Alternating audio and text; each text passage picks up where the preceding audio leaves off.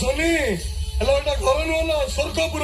Hello नईकी डेइथिले कि गछरे दौड़ी देइथिले कोन लाभ होइथांता कहलु हेलो किछि न होले एठी मोले आको परिवार लोक तो हम सबको ताको कांधरे स्वर्गद्वार नेबे हेलो आमे धन्य होई जिबालो आमे पुण्य पाई जिबा हेलो सोनी हेलो सेठी कोठी आइछु हेलो भीतर को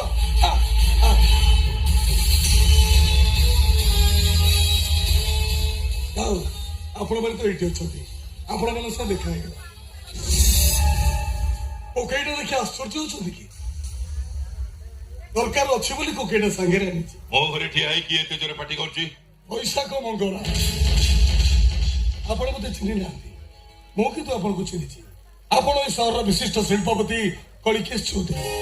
आमे भाई भोनी न्याय मागिबा को आछछु बोल जगह को चली आसीछु एटा कोर्ट नो कि मु जाउछु ने न्याय चाहूछु तो अदालत को चली जा सब विचार सरकारी अदालत रे हुएनी किछि विचार भी परिवार अदालत रे हुए को केसटा ठीक सेमति सर मो आपण को पाको को न्याय मागिबा को आसीछि आपण मो भोनी के न्याय दियो तो ता नली मो भोनी का को मुह देई पारि अरे कोन हेछि कथाटा खोली कोन काहे काहे हमको टेंशन दोछ कोन हेछि कथाटा गोटी गोटी करी कुह आपण को पाणी तो पो चंदन मते ठकी देइछन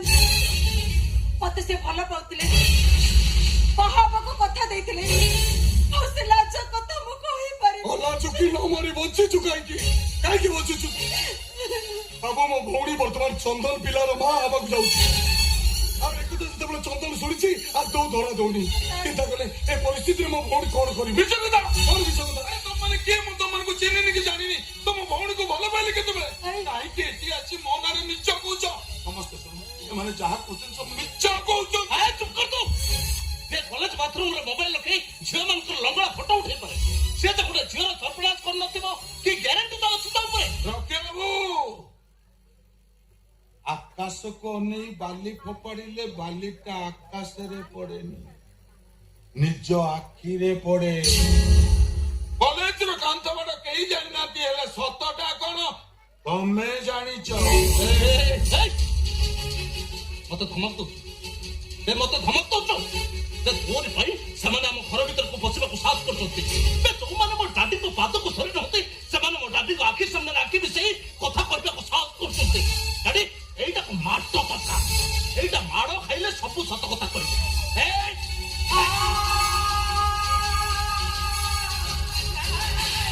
एटा बणुआ सुआरे रखी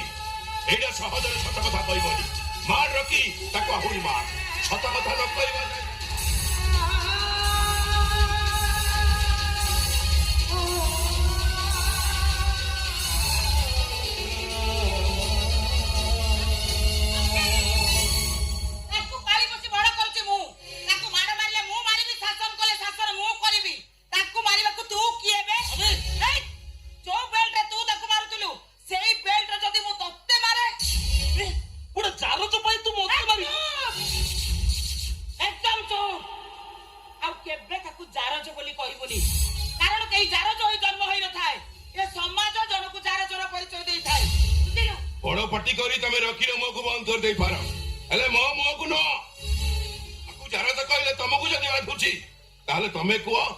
केमती नाय पाइबो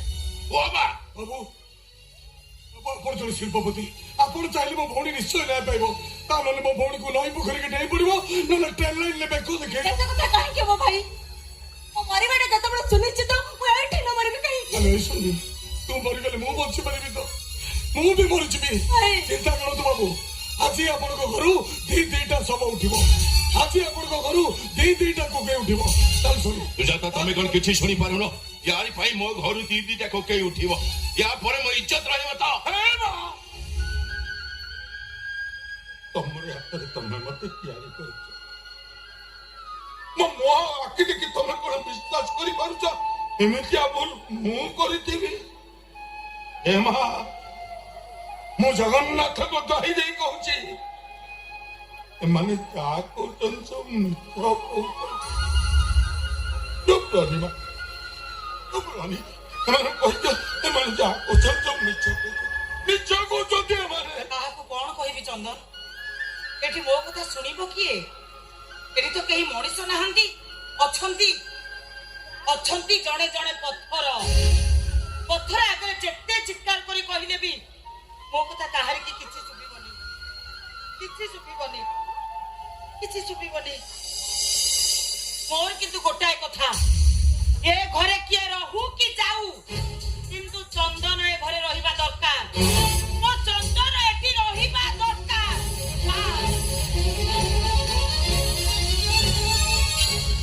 आटी कोन हबो हम घरर अवस्था ए माने जदि आत्महत्या कर दियन्ते तबले हम घरर मान सम्मान सब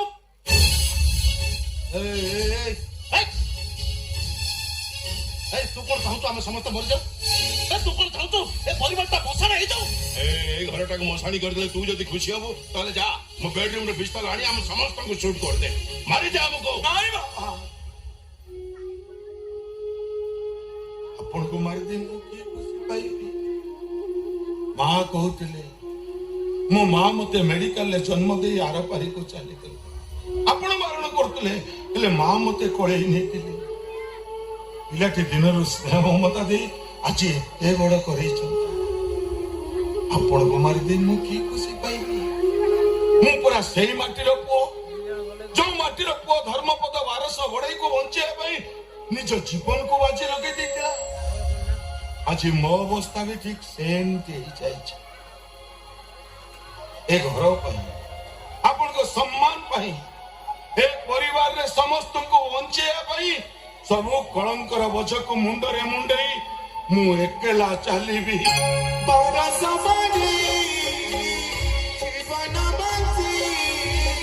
संजिलु जाने नुआई घरमा मीठा काला नारा बोझा को मुंडी काला के दांत थोड़ा संग्रामा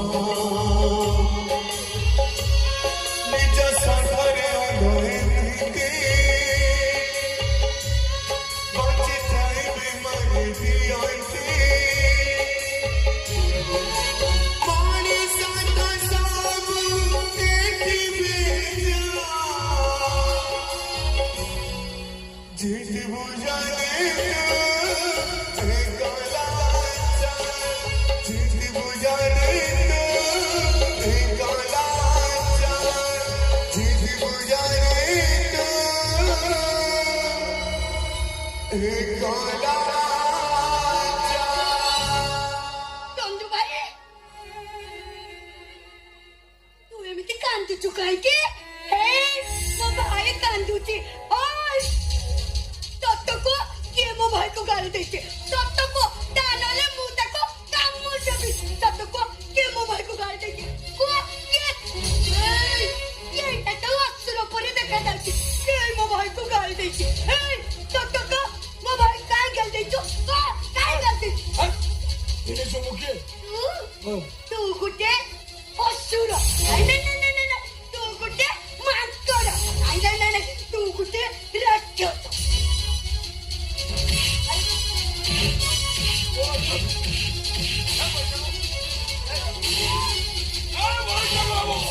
तुमके लाज लागुनी कुछ बाकी झील को तुम्हें हाथ उठे माड मारुच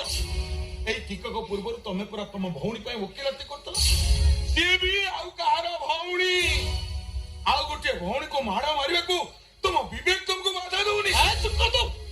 से मो भौणी से भूल कला माड़ खाइला तोते बात हुच काई कि बे निजको तनुर भाई बोली कहवा को टिके भी लज्जा लागुनी जाओ देखे आसो जाओ बड़ दल रे पूजा पाउथबा जगन्नाथ को निज स्त्री को पर कर दे निज भौणी को सांग नहीं केमिति रत्न सिंहासन रे बसी पूजा पाउचंती भौणी रो हाथ नहीं बोली दी भाई जाक दी हाथ ई भौणी को मझी रे रखी केमिति चक्की बसी चंती और रथ यात्रा रे निज स्त्री को पर कर दे निज भौणी को सांग नहीं केमिति रथ यात्रा करूचंती सेई मान को कहंती भाई भौणी आ तमे भाई छा एमान पर आम कुनिया एमान को ऊपर रखिले ठाकुरे रखिबे चल जीव चल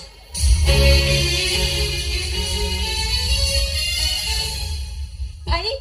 पागल तुमके एते मारला तमे प्रतिवाद न कर सही गलो केमिति ए कथा तू बुझी पारिबुनी सुन मो बैशाख मंगला टिके कुल जाता हो ଏ ପାଗଳିଟା ମତେ ମାରିଲାଣି ଯେ ମୋ ଛାତିରେ ଗୋଟେ ଦାଗ କରିଦେଇ ଗଲା।